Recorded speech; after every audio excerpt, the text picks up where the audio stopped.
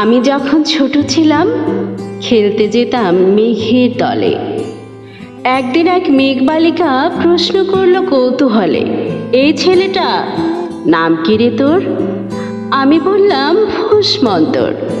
মেঘবালিকা রেগেই আগুন, মিথ্যে কথা, নাম কি অমন হয় কখনো? আমি বললাম নিশ্চয়ই হয়, আগে আমার গল্প শোনো।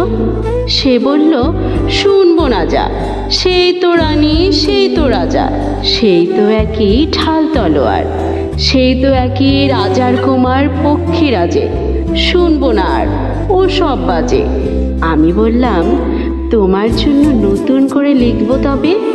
সে বলল সত্যি লিখবি? বেশ, তাহলে মস্ত করে লিখতে হবে, মনে থাকবে? লিখেই কিন্তু আমায় দিবি। আমি বললাম তোমার জন্য লিখতে পারি এক পৃথিবী। লিখতে লিখতে লেখা যখন সবে মাত্র 2-4 পাতা, হঠাৎ তখন ভূত চাপলো আমার মাথায়। খুঁজতে খুঁজতে চলে গেলাম ছোটবেলার মেঘের মাঠে। গিয়ে দেখি চেনামুখ তো একটিও নেই এ তল্লাটে।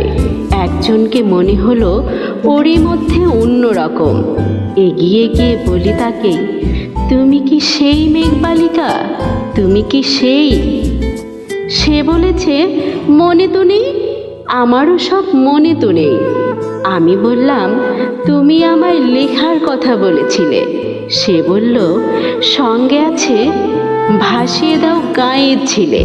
আর হ্যাঁ শোনো, এখন আমি মেঘ নই আর, সবাই এখন বৃষ্টি বলে ডাকে আমায়।